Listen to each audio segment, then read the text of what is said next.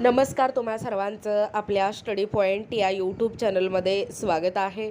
तर ration card update, केशरी ration card काढायचं किंवा उत्पन्न मर्यादा किती आणि काय कागदपत्र लागणार आहेत याबद्दल सविस्तर माहिती या ठिकाणी आपण जाणून घेणार आहोत. तत्पूर्वी तुम्ही जर आपल्या स्टडी पॉईंट या यूट्यूब चॅनलवरती जर नवीन असाल तर आपल्या या चॅनलला लगेचच लाईक आणि सबस्क्राईब करायला विसरू नका. चला तर मग वेळ वाया न घालवता केशरी रेशन कार्ड काढायचे, मग उत्पन्न मर्यादा किती आणि कागदपत्र काय लागणार आहेत ते या ठिकाणी आपण जाणून घेऊया. बघा, या ठिकाणी तुम्ही टायटल पाहू शकता. टायटल काय आहे बघा, रेशन कार्ड अपडेट, केशरी रेशन कार्ड काढायचे, उत्पन्न मर्यादा किती आणि काय कागदपत्र लागणार आहे संपूर्ण सविस्तर. महाराष्ट्रातील नागरिकांसाठी रेशन कार्ड हे फक्त अन्नधान्य मिळवण्याचं साधन नसून विविध शासकीय योजनांचा लाभ घेण्यासाठी एक महत्त्वाचा पुरावा मानला जातो. दिनांक 1 मे 2026 पासून लागू झालेल्या या नव्या नियमानुसार रेशन कार्डच्या पात्रता निकषांमध्ये काही महत्त्वाचे बदल करण्यात आले आहेत. त्यामुळे केशरी रेशन कार्ड मिळवण्यासाठी कोणत्या अटी पूर्ण कराव्या लागतात याची माहिती जाणून घेणं गरजेचं आहे. बघा पुढे अपडेट काय सांगतोय. महाराष्ट्रात रेशन कार्डाचं वर्गीकरण कुटुंबाच्या वार्षिक उत्पन्नाच्या आधारावर या ठिकाणी केलं जातं. ज्या कुटुंबाचं वार्षिक उत्पन्न 15,000 ते 1,00,000 रुपयांपर्यंत आहे तर अशा कुटुंबांना पिवळं रेशन कार्ड दिलं जातं.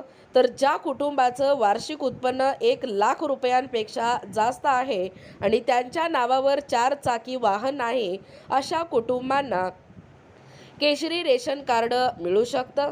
बघा पुढे अपडेट काय सांगतो. केशरी रेशन कार्ड धारकांना सवलतीच्या दरात धान्य मिळत नाही, मात्र हे कार्ड ओळखपत्र आणि पत्त्याचा पुरावा म्हणून विविध शासकीय कामांसाठी फायदेशीर ठरतं. तसेच अनेक सरकारी योजनांसाठी अर्ज करताना रेशन कार्ड महत्त्वाचा पुरावा म्हणून स्वीकारला जातो.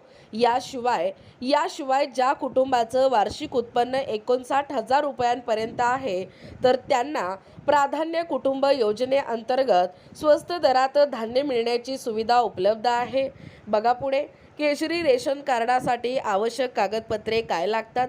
बरेच जण केशरी रेशन कार्ड काढणार आहेत, परंतु त्यांना कागदपत्रांचा जो तपशील आहे तो या ठिकाणी माहिती अपूर्ण असल्यामुळे अनेक अडचणी निर्माण होतात. तर त्यांच्यासाठी हा महत्त्वपूर्ण आहे.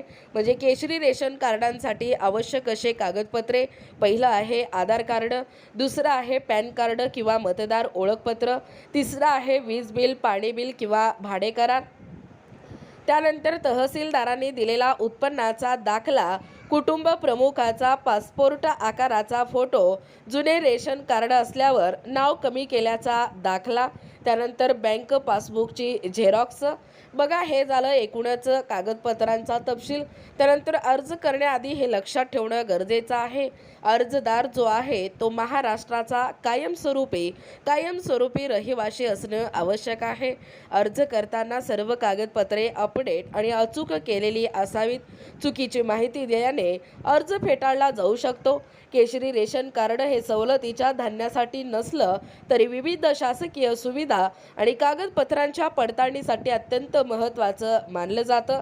त्यामुळे पात्र नागरिकांनी आवश्यक कागदपत्रांसह वेळेत अर्ज करणं गरजेचं आहे.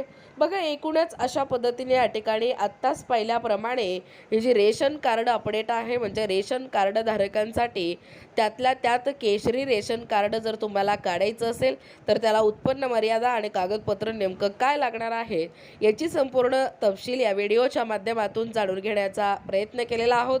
अशाच प्रकारे नाविन्यपूर्ण, महत्त्वपूर्ण, ताज्या घडामोडी पाहण्यासाठी सर्वप्रथम आपल्या स्टडी पॉईंट या यूट्यूब चॅनलला लगेचच लाईक आणि सबस्क्राईब करायला विसरू नका. भेटूया अशाच पुढच्या पुन्हा नवीन व्हिडिओमध्ये. तोपर्यंत धन्यवाद.